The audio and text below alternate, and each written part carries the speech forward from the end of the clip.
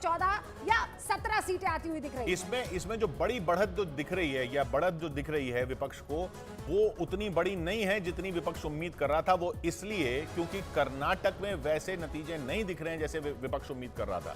कर्नाटक में एनडीए को अगर 23 से 26 सीटें आ रही हैं तो ये बहुत बड़ी बात है। जो विपक्ष का जो पूरा गेम प्लान था उसमें कर्नाटक एक बहुत बड़ा फैक्टर था, इसलिए क्योंकि वहां पर कांग्रेस की सरकार है जी। और ऐसे में वहां पर अगर बीजेपी इतने बड़े मार्जिन से जीतती हुई इतनी सीटें लाती हुई नजर आ रही है, एग्जिट पोल में 28 सीटों के लिए जो एग्जिट पोल का आंकड़ा आया है वो ये बता रहा है कि बीजेपी को 23 से 26 सीटें मिल रही है और इसीलिए ये एक तरीके का झटका। और आंध्र प्रदेश का भी रिजल्ट जो है आ चुका है एग्जिट पोल का। आंध्र प्रदेश जहां पर चंद्रबाबू नायडू के साथ है बीजेपी, वहां एनडीए को 19 से 22 सीटें मिलने का अनुमान है। मतलब 25 सीटें हैं, 25 में से 19 से 22 सीटें आंध्र प्रदेश में। 22 सीटें मिलने का अनुमान बड़ी है। खबर है ये। और विपक्ष को एक भी नहीं, विपक्ष यानी विपक्षी गठबंधन को एक भी नहीं, क्योंकि वहां पर कांग्रेस अलग लड़ रही है और वाईएसआर जगनमोहन रेड्डी जो हैं, जो वहां पर सत्ताधारी पार्टी है, वो अलग लग रही है। तो 25 में 19 से 22 अगर एनडीए के आती हैं यानी बीजेपी और चंद्रबाबू नायडू के आती हैं तो बाकी जो हैं वो वाईएसआर कांग्रेस की मानी जाए। कांग्रेस को पिछली बार वाईएसआर को जो है 24 सीटें आई थी, जी हाँ, ठीक है, 22 सीटें, माफ कीजिएगा, 22 सीटें आई थी। वो सिमट के 5 से 8 पे रहने का अनुमान है। और इस बार वाईएसआर के साथ कांग्रेस बीजेपी है नहीं, बीजेपी है टीडीपी के साथ है, चंद्रबाबू नायडू के साथ है, तेलुगु देशम के साथ है। और 3 सीटें पिछली बार टीडीपी को आई थी, लेकिन यहाँ टीडीपी और बीजेपी का साथ जो है वो सुहाना इसलिए नजर आ रहा है, दोनों एक दूसरे को 19 से 22 सीटें लाते हुए दिख रहे हैं। एग्जिट पोल के नतीजों में आंध्र प्रदेश के बीजेपी को और टीडीपी को बड़ी बढ़त यहां पर दिखाई दे रही है। तो बीजेपी यहां खाता यानी कि देखिए, ये जो गठबंधन किए हैं,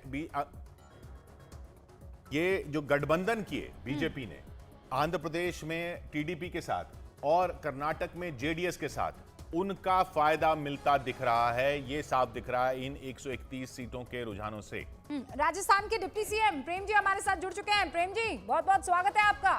ये जो आप लोग बार बार दावा कर रहे थे, एग्जिट पोल के नतीजों में तो हुक्म वसोइश दिख रही है। आप लोग साउथ में एकदम धूमधाम से आ ही रहे हो।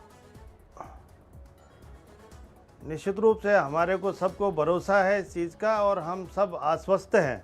हमारा भारतीय जनता पार्टी का हर कार्यकर्ता आश्वस्त है, क्योंकि जो कार्य करने का जो तरीका है भारतीय जनता पार्टी और हमारे यशस्वी प्रधानमंत्री जी का एक विजन लेके चलते हैं, तो निश्चित रूप से हम आश्वस्त है कि जनता ने भरपूर समर्थन दिया है और भारतीय जनता पार्टी की सरकार बनने जा रही है। और उधर देखिए जो तेलंगाना के आंकड़े हैं, तेलंगाना के आंकड़े भी बहुत चौंकाने वाले इसलिए क्योंकि वहां पर भी कांग्रेस की सरकार है और अभी बनी थी और अच्छे बहुमत के साथ बनी थी। वहां पर भी बीजेपी बहुत अच्छा स्कोर कर रही है, 7 से 10 सीटें। देखिए वहां बीजेपी अलग लड़ रही है, वहां कोई साथी नहीं है।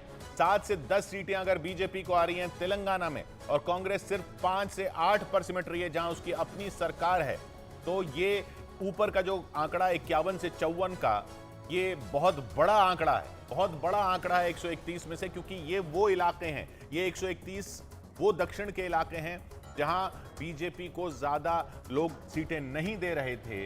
वहां यह दिख रहा है कि केरल में भी खाता खुल सकता है, तमिलनाडु में खाता खुल के और पीएमके के साथ और सीटें आ सकती हैं। और आंध्र प्रदेश में तो चौंकाने वाले नतीजे यहां पर दिख ही रहे हैं। हमारे साथ शुभरास्ता भी बनी हुई है। शुभरास्ता, एक जल्दी से मैं आपका क्विक रिएक्शन चाहूंगी।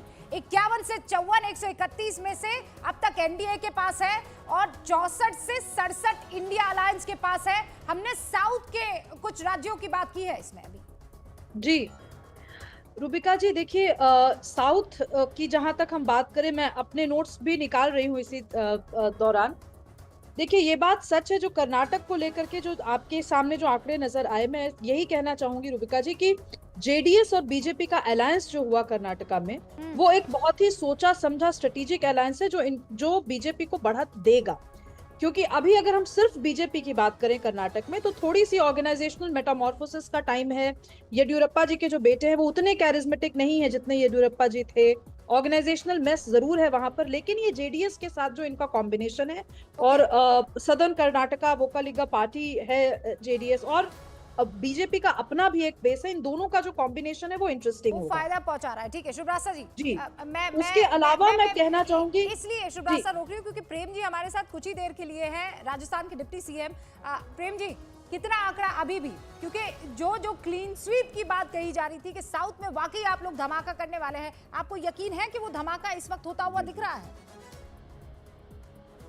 निश्चित रूप से हम पूर्ण रूप से आश्वस्त है कि भारतीय जनता पार्टी और माननीय यशस्वी प्रधानमंत्री नरेंद्र मोदी जी के जो कार्यकाल 10 साल का रहा है, इस कार्यकाल से सब प्रभावित है। निश्चित रूप से ऐसी जो सरकार चलाई है जिसमें कोई मंत्री भ्रष्टाचार में नहीं रहा और इस हिंदुस्तान में का नाम रोशन करने का काम किया है, और जितने जो कार्यों की हमारी पीढ़ियां सोच रही थी वो कार्य करके दिखाए हैं। इसलिए आम जन भावना यही है कि हर व्यक्ति को अगर हमारे पीछे की कड़ी में कोई छूट गया उसके लिए जन कल्याणकारी योजनाएं चलाकर उनको आगे मुख्य धारा में लाने का जो काम किया है, निश्चित रूप से आश्वस्त हैं और भारतीय जनता पार्टी को पूर्ण बहुमत मिलेगा। जो हमारा लक्ष्य है वो लक्ष्य पूरा होगा और माननीय यशस्वी प्रधानमंत्री तीसरी बार प्रधानमंत्री जी बनेंगे।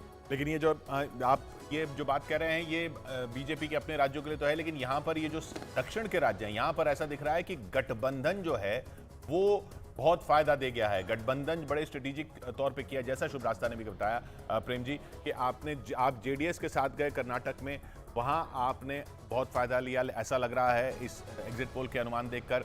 जो आप टीडीपी के साथ गए, टीडीपी जिनके जो बिल्कुल लड़ रहा था बीजेपी के खिलाफ, उसके साथ जाना आपको आंध्र में बहुत फायदा दे रहा है। ये बहुत बहुत अहम दोनों गठबंधन जो हैं सीटों को बढ़ा रहे हैं आपकी। निश्चित रूप से भारतीय जनता पार्टी की रीति और नीति के साथ में ये लोग लगे हैं और निश्चित रूप से यही गठबंधन हमारा है कि एक विजन और एक सोच के साथ लगे हैं। ये तो साउथ की बात रही। आप मरे हुक्म यो बताओ कि 25 में कितनी आपरी आवे राजस्थान? अपने 25 के 25 सीटें राजस्थान में बिल्कुल आएगी। हम सब आश्वस्त है इस चीज को लेकर।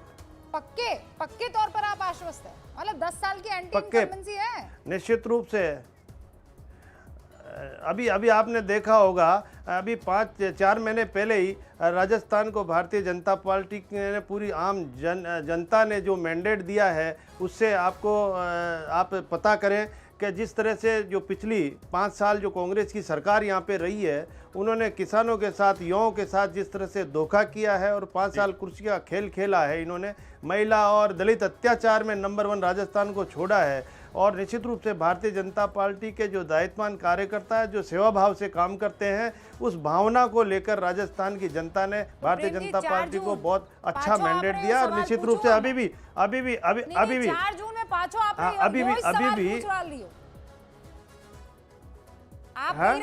कह रहे हो 25 और मुंह कह रही हो आप रे 4 जून पांचों यही बिल्कुल हाँ बिल्कुल 4 तारीख को नतीजे आएंगे और हमारे पक्ष में आएंगे। निश्चित रूप से हमारी सरकार बनेगी। बहुत बहुत शुक्रिया प्रेम जी हमारे साथ जुड़ने के लिए। अजीज खान साहब के पास चलते हैं। अजीज साहब, साउथ में अभी तक जो आंकड़े सामने आ रहे हैं, साउथ में दिख रहा है कि जो ग्राउंड वर्क बीजेपी करती